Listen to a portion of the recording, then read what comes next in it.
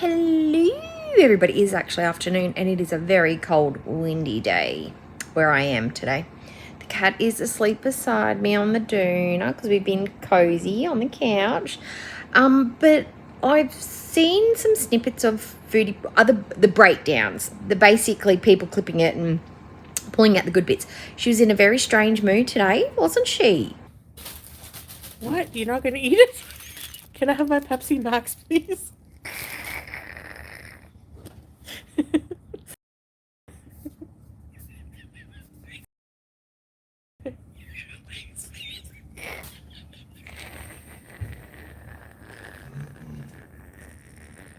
Ow!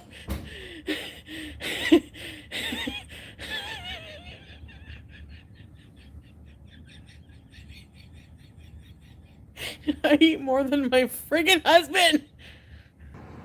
Very odd behaviors. We're having taco because it's okay to get takeaway on deal days. It's an occasion. You're occasionally allowed to have takeaway. Now, Foodie likes to make an occasion every day. It is International Fat Bitch Day one day. It's I'm the prettiest girl on the planet day another day. Salah's the handsomest man day a couple of days ago. It's always an occasion, okay? Now, Foodie Beauty is in between diets. We're not sure what the diets were, but she's in between them. I don't think I've seen her eat anything healthy in ages. Like literally ages.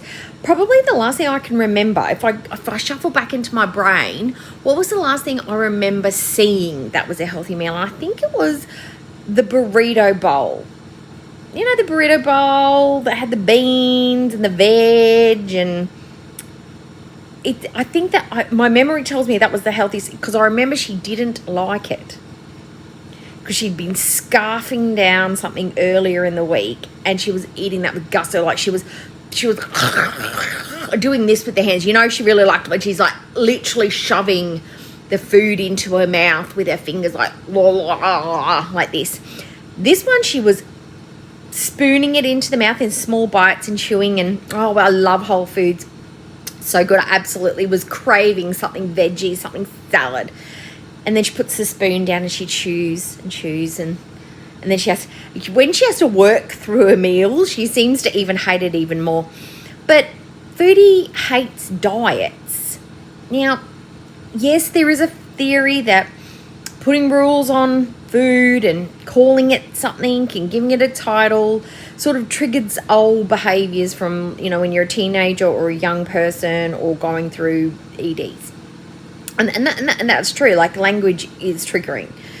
But if you went to a professional, you could talk to them about that.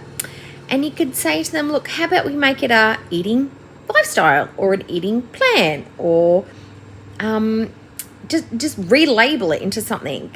Make it goodie days or not so goodie days, or we're doing a red day today, or we're doing a green day today.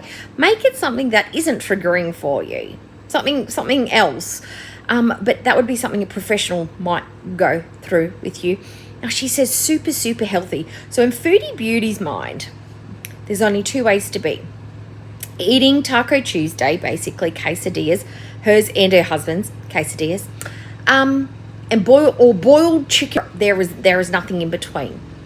You couldn't have steamed veg, a quarter cup or a half a cup of sticky steamed white rice with some really delicious marinated broiled chicken. That's not a meal. It's either quesadilla or bland, boiled, unseasoned, rubbery chicken. I'm having boiled chicken and raw veggies. Yeah, that's what you guys want me to eat. That's what you want me to eat.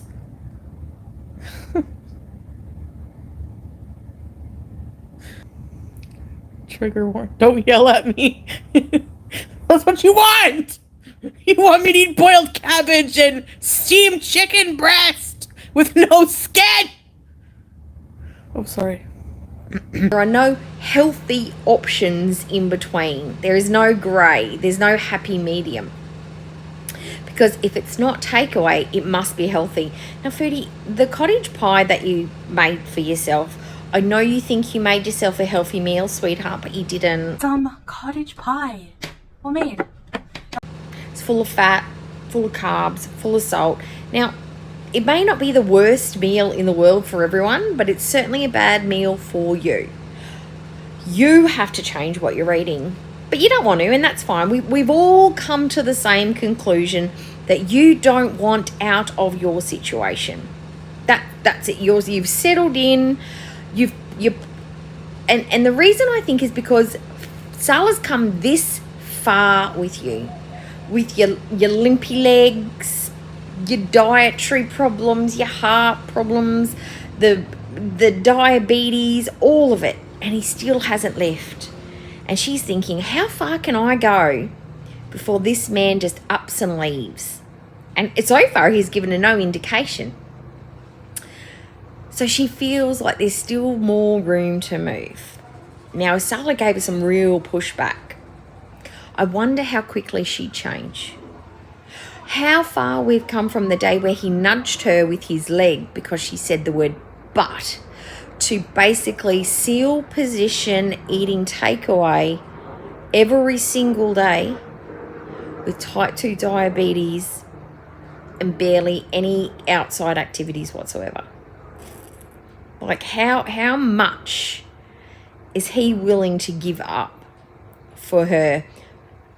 There must be payback, because nobody does anything without some sort of payoff at the back end of it. There's got to be something in it for him. Is it the pleasure of her company, her loving touch, her abilities to carry out her wifely duties inside and outside of the house, the love her family has for her, the pets? What's Salah's payoff for having Foodie around? At this point, it must be just the joy she brings into his life.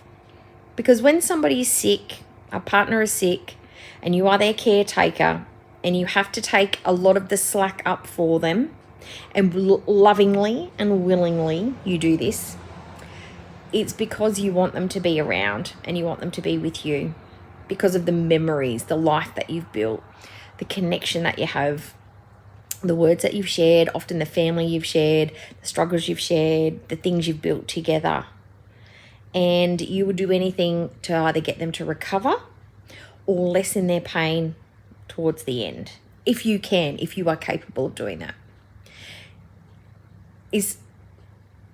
Where's Salah in this mix? Because they haven't really cultivated anything together. They haven't built a life or you know, a house or a family. They've got 2 pets, but does that, I mean, street cats and a hamster, I mean, if you love them, you love them. But I mean, they really haven't, in 2 years, they haven't really built much together, right?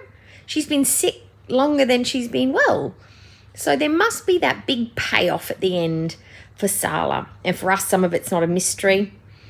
Salah, you should probably ask this question to yourself.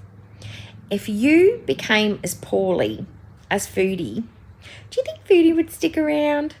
Do you think Foodie would pick up your slack? Do you think Foodie would be able to take care of you in the same way? Or would she want to?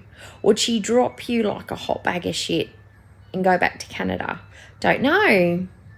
I have absolutely no idea. That's proof in the pudding. It's not ever something we're going to have to find out, because eventually this relationship's going to dissolve for one reason or another. And Foodie's certainly pushing it in one direction or another. But these are questions that I have. Could Foodie look after Salah? Would Foodie look after Salah? And what's the benefit for Salah in this situation? Because so far I can only see cons. That's just me. Maybe I'm just in a bit of a I don't know, a pensive mood today.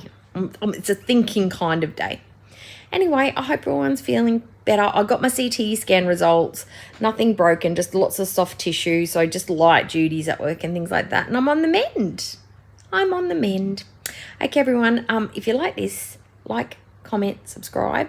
If you don't like it, I don't care. And I will see you in the next one. Bye.